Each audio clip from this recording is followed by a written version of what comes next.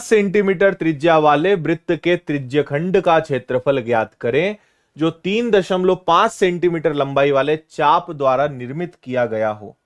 इतना गजब सवाल है कि आपके परखच्चे उड़ा देगा ये।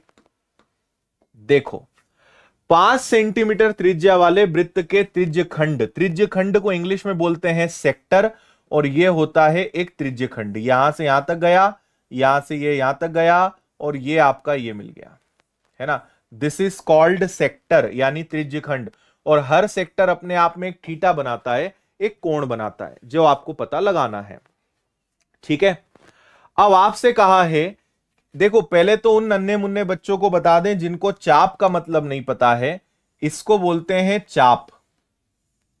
इंग्लिश में इसको क्या बोलते हैं? आर्क, है ना। ये देखो ये लिखा हुआ है। इस चाप की लंबाई कितनी है? 3.5। और ये हो गई त्रिज्या, ये हो गई रेडियस, और रेडियस कितनी है? रेडियस 5 है। तो आपको बताना है इसका क्षेत्रफल। क्षेत्रफल का सूत्र क्या होता है? क्षेत्रफल का सूत्र होता है theta upon 360 degree into pi R square. लेकिन यहां समस्या क्या है कि थीटा ही तो नहीं पता है। अगर मुझे वो कोण पता चल जाए, थीटा की वैल्यू पता चल जाए, तो आराम से आंसर आ जाए। तो हमें पहले पता लगाना है थीटा, यानी कितने एंगल का कोण बन रहा है, तो क्षेत्रफल हम निकाल देंगे। ठीक है भैया। अब आप एक बात समझना, केवल हम इसकी मदद लेंगे। आपको पता है कि आर्क निकालने का फॉर्मूला मैंने क्लास नंबर 1 में 2 दिन पहले ही यूट्यूब पे आपको सिखाया था। इसका फॉर्मूला होता है थीटा बटे 360 इंटू 2 पाई आर। और ये किसके बराबर है? ये बराबर है 3.5 के, है ना। आपको पता होगा कि मैंने फॉर्मूला लिखवाया था L प्लस 2R, वो इस पूरे का था, क्योंकि ये दोनों भी आपके 2R जुड़ जाते हैं। लेकिन हमें केवल ये इससे मतलब है जो पिंक पिंक दिख रहा है, इसका फॉर्मूला होता है थीटा बटे 360 गुणा 2 पाई आर, है ना, जो अपने आप में कितना है? 3.5। इसको अगर मैंने हल करा तो मुझे एंगल पता चल जाएगा, थीटा पता चल जाएगा, और उसके बाद उसको हम रखेंगे यहां और क्षेत्रफल पता चल जाएगा। ठीक है।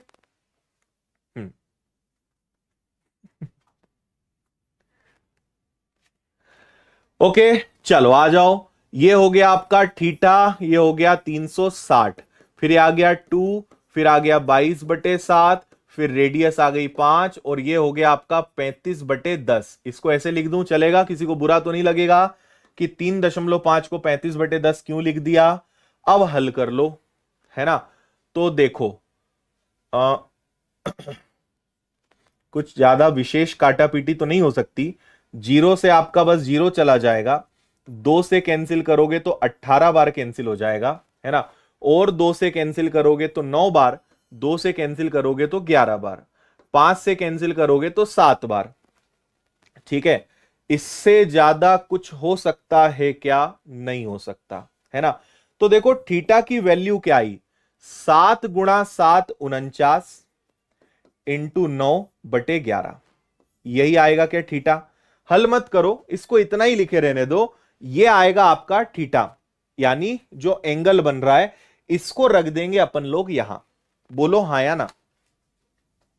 समझ में आई बात सभी को? जल्दी से देख के बोलो, बात समझ में आई या नहीं आई, फिर आगे बताएं आपको। क्लियर दिख गया? अब बोलो जल्दी। ओके है?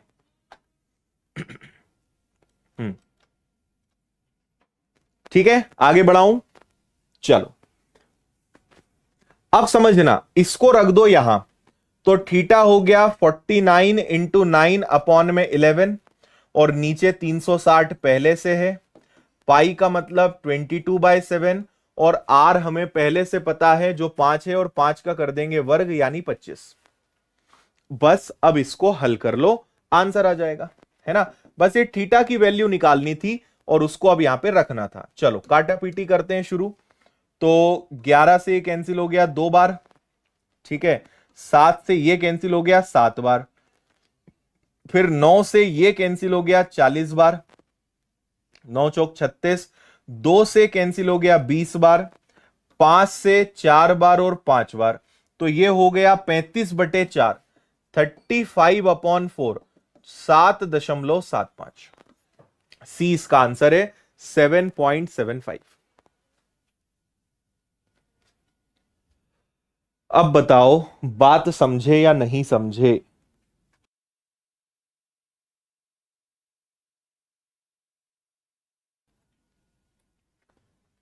ठीक है, 4 इंटू 7, 4 इंटू, मैंने ये गलत ली, 4 इंटू 7 नहीं, 4 इंटू 8 आएगा क्या? 8 7 5 आएगा ना, 8 7 5 आएगा, 7 7 5 नहीं आएगा, डी आंसर आएगा। Sorry sorry sorry Shaktimaan. ठीक है, 8 7 5। ठीक है, चल आगे बढ़े। एक वृत्त में 45 डिग्री कोण वाले एक त्रिज्य खंड की परिधि की गणना करें जिसकी त्रिज्या 7 सेंटीमीटर होती हो। बताओ भैया क्या आंसर आएगा इसका।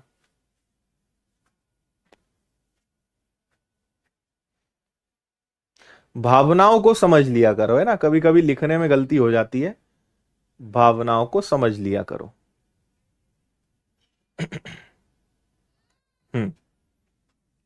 अरे क्लास रोज लगती है 8:30 बजे। कुछ पल्ले नहीं पड़ रहा, पल्ले इसलिए नहीं पड़ रहा क्योंकि ये है क्लास नंबर 3। इसके पहले 2 पढ़ाया, इसके पहले 1 पढ़ाया, और ये बिना फॉर्मूले के पल्ले नहीं पड़ेगा। ठीक है, रेगुलर रहा करो तो तुम शक्तिमान बन जाओगे, नहीं तो तुम गंगाधर ही रह जाओगे।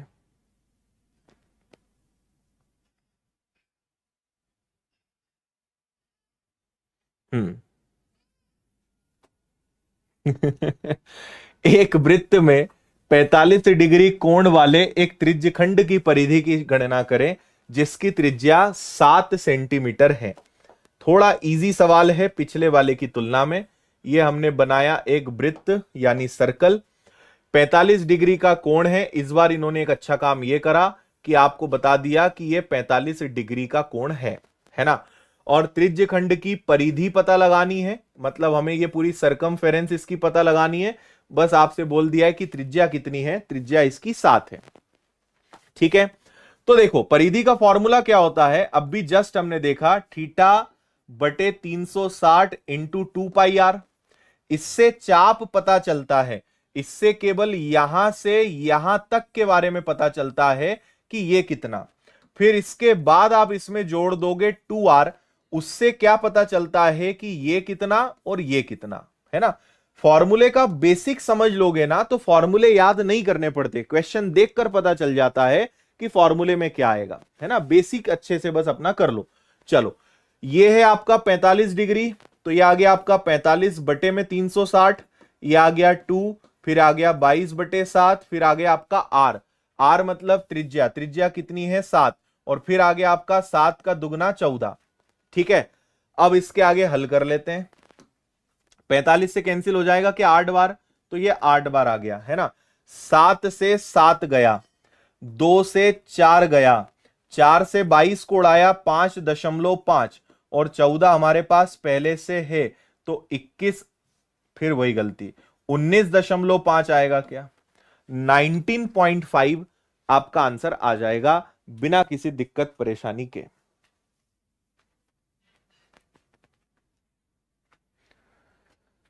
आया कोनो दिक्कत परेशानी? लाइक कर दिया नहीं, मत करा करो तुम लोग लाइक, है ना, एहसान नहीं करना है कभी किसी पे, पढ़ो बस तुम तो। ठीक है, चलो आ जाओ।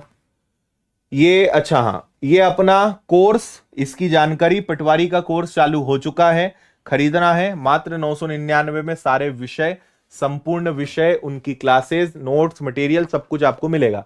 और अन्य विषय भी, अन्य कोर्सेज भी हैं जो परीक्षाएं आने वाली हैं या आ गई हैं, उनके सबके कोर्स विनर्स की ऐप पर आपको मिल जाएंगे। चलो, अब आएगा आज का वो कंसेप्ट। अगर आप आज की क्लास को शुरू से पढ़ रहे हो तो मैंने कुछ शुरुआत में आपको बताया था, उसकी जरूरत यहां पड़ेगी। और जो लोग लेट आए हैं उनके लिए मैं एक बार फिर से बता दूंगा, चिंता ना करें। हम्म। ऑफलाइन में एडमिशन हो गए हैं क्लोज शायद, तो जगह शायद नहीं ऑफलाइन में तो। हम्म।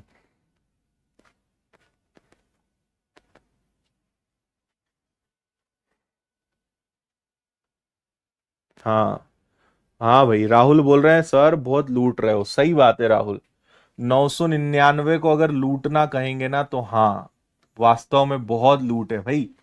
10,000 के मोबाइल से, 10,000 का मोबाइल है तुम्हारे हाथ में और कमेंट क्या कर रहे हो कि 999 का कोर्स महंगा है।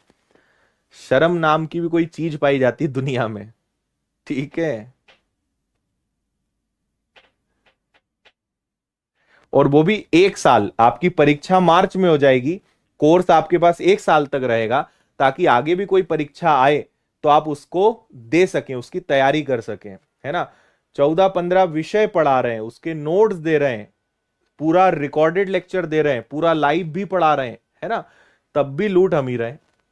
18% जीएसटी भी हम ही भर रहे हैं, सरकार को ईमानदारी से टैक्स दे रहे हैं। ठीक है। पर नहीं, आप तो आप हैं, आपका तो कुछ कर ही नहीं सकते।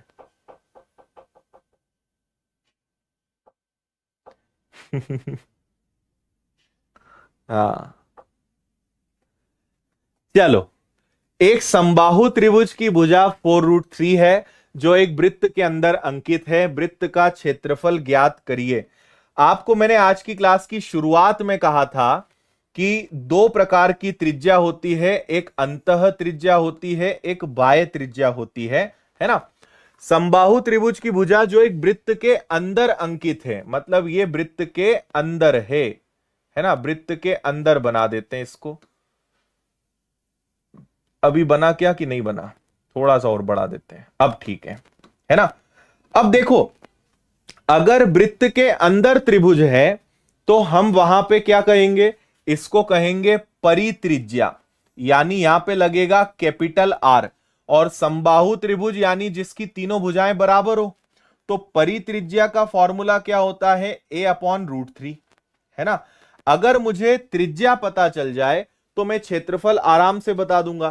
तो मुझे पहले से पता है कि भुजा है 4√3 और यहां है √3, तो √3 से √3 गया तो त्रिज्या कितनी आ गई, 4। तो क्षेत्रफल क्या होगा, क्षेत्रफल होगा पाई, और 4 का वर्ग 16 पाई। 16 पाई इज दी क्षेत्रफल। ये आपका आंसर है। ठीक है। हम्म।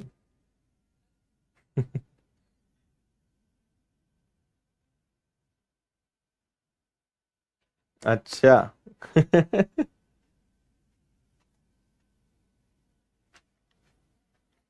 ओके। इसका जो लेट आए हैं, आज की क्लास की शुरुआत में मैंने दो चीजें समझाई, अंतः त्रिज्या और परित्रिज्या, उसको आप लोग देख लेना। अगला सवाल देखते हैं। नेक्स्ट देखिए।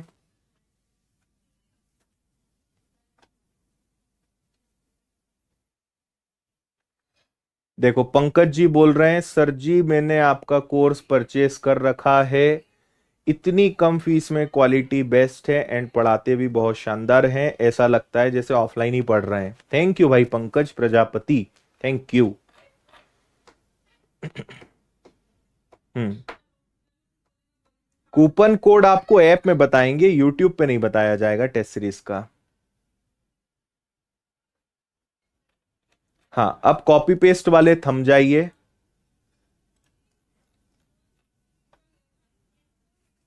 पढ़ लिया।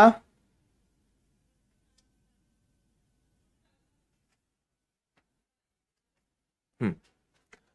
एक त्रिकोणीय पृष्ठ का परिमाप 144 है एवं इसके भुजाओं का अनुपात 3, 4 और 5 है। 5 रुपए प्रति वर्ग सेंटीमीटर की कीमत से पृष्ठ को रंगने की लागत क्या है। देखो, परिमाप मतलब होता है तीनों भुजाओं का योग, तो एक हो गया 3x, एक हो गया आपका 4x, एक हो गया 5x। तीनों भुजाओं का योग, है ना, वो कितना है, 144 है। तो 5, 4, 9 और 3 12, तो 12x बराबर 144, यानी x की वैल्यू 12 है। तो 12 तिया 36, 12 चौक 48, 12 पंजे 60, ये है उस त्रिभुज की तीनों भुजाएं। और अगर आपको थोड़ा सा भी नॉलेज हो तो आपको पता होना चाहिए कि 3, 4 और 5 एक ट्रिपलेट होती है, और ट्रिपलेट हमेशा किस में लगता है? राइट एंगल ट्राइंगल में लगता है। तो इसका मतलब एक भुजा 36 है, एक भुजा 48 है, और सबसे बड़ी भुजा को बोलते हैं कर्ण, हाइपोथीनियस, जो कितनी है? 60 है। इतनी बात आपको समझ में आ रही है या नहीं आ रही है? जल्दी से बोल दो। ठीक है। ठीक। अब आगे सुनिए।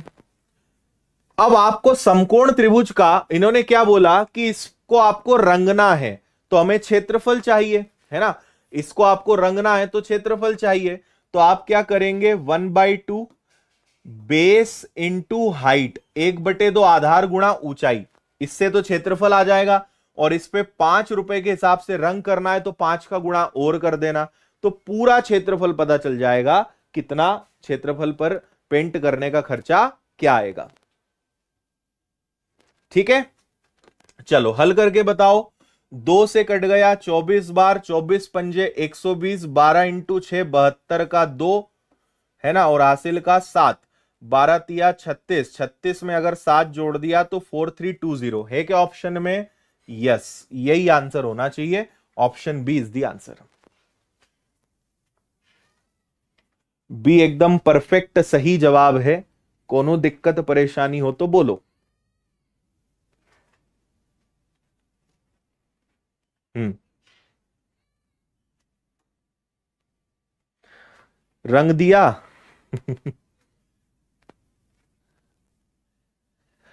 सर जी कम समझ में आता है, कोई बोल रहा है क्वेश्चन कम समझ में आता है। इसका एकमात्र इलाज है रिवीजन। आप जितना रिवीजन करेंगे, बार बार पढ़ेंगे, चीजें बनने लगेंगी। सीखने का एक ही तरीका है। ठीक है, ओके, बताओ क्लियर है? आगे बढ़ जाएं आप लोग की आज्ञा हो तो।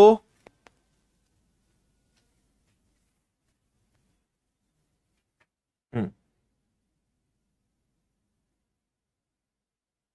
ओके। एक बहुभुज के 44 विकर्ण हैं, उस बहुभुज की भुजाओं की संख्या ज्ञात कीजिए। आपको कल की क्लास में मैंने बहुभुज का बेसिक बताया था, शायद आप सभी को याद हो। अगर नहीं याद है तो मेरी बात ध्यान से सुनिए। मैंने आपसे कहा था कि किसी भी बहुभुज के इंटरनल एंगल और एक्सटर्नल एंगल, हिंदी में कहें तो अंतः कोण और बाह्य कोण का योग हमेशा 180 अंश होता है क्या? एक बार कंफर्म कर दो आप। किसी भी बहुभुज के अंदर और बाहर बनने वाले कोणों का योग ऑलवेज, हमेशा 180 अंश होता है। तो आप बोलोगे हां सर, हमें कोई तकलीफ नहीं है, कोई दिक्कत नहीं है। ठीक है। अब इन्होंने बोला कि विकर्ण कितने हैं? विकर्ण है यहां पे 44, है ना। तो उस बहुभुज की भुजाओं की संख्या पर एक काम करें क्या, इसको रहने दो, यहां पे डायरेक्ट ही हो जाएगा ना।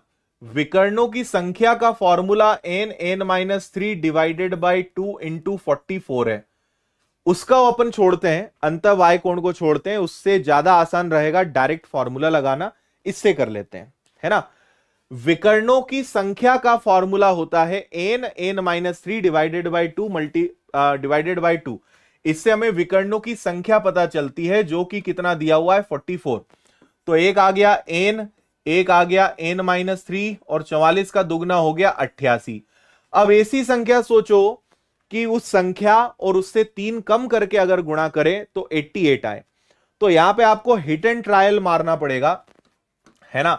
अगर एक संख्या 11 है और एक 11 में से 3 कम कर दें तो देखो 88 सेटिस्फाई कर रहा है, यानी n की वैल्यू 11, भुजाओं की संख्या 11, बी आपका आंसर है, जो कि बिल्कुल सही है।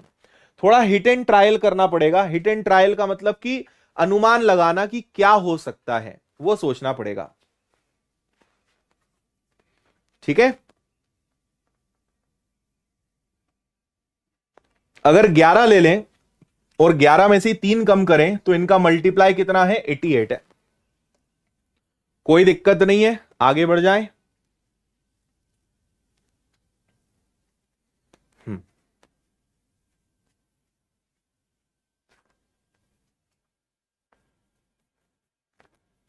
ठीक है,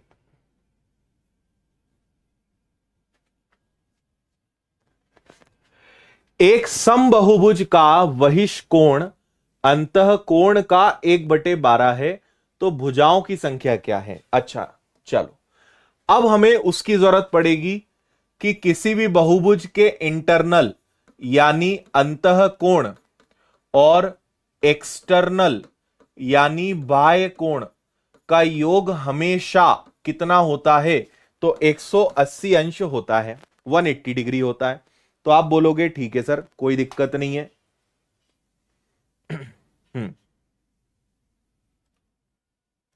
ठीक है, क्लियर यहां तक? इसमें कोई दिक्कत तो नहीं है। चलो, अब मुझे आगे एक बात बताओ, अंतः इन्होंने बोला बहिष्कोण अंतः कोण का 1/12 है, एक्सटर्नल एंगल इंटरनल एंगल का 1/12 है। तो एक्सटर्नल को 1 मानेंगे तो इंटरनल को 12 मानेंगे, है ना। बाय कोण को 1 मानेंगे तो अंतः कोण 12 हो जाएगा, और उसको उसी अनुपात में हम क्या करेंगे? उसी अनुपात में बांट लेंगे, है ना। तो देखो, अगर यहां पे अंतः कोण को 12 माने तो बाय कोण क्या हो जाएगा? 1 हो जाएगा। अंतः कोण अगर 12 है तो बाय कोण x हो जाएगा, और ये दोनों किसके बराबर हैं? 180 के बराबर है। या मैं आपसे कहूं तो आप तो ऐसा करो, 12 और 1 के अनुपात में लिख लो, है ना। 12 और 1 का अनुपात है, तो 180 डिग्री को 12 और 1 13 से भाग दो, और आप बाह्य कोण निकालो, मतलब 1 का गुणा करो। तो प्रत्येक बाह्य कोण कितना होगा? प्रत्येक बाह्य कोण का एक्सटर्नल एंगल का मान होगा 180/13, 180 डिग्री अपॉन 13। ठीक है, चलो, लेकिन अभी इससे आंसर नहीं आया। यह हमें पता चल गया प्रत्येक बाह्य कोण, प्रत्येक बाह्य कोण, इंग्लिश में कहेंगे ईच एक्सटर्नल एंगल। अब समझो, किसी भी बहुभुज के बाहर बनने वाले सभी कोणों का योग 360 होता है ना। तो सभी कोणों का योग 360 होता है, जबकि एक कोण 180/13 है। ये 13 पलटी खा के जाएगा ऊपर, 180 से कटेगा 2 बार, और 13 दूनी हो जाएगा 26। यानी यहां पे भुजाओं की संख्या कितनी है? 26।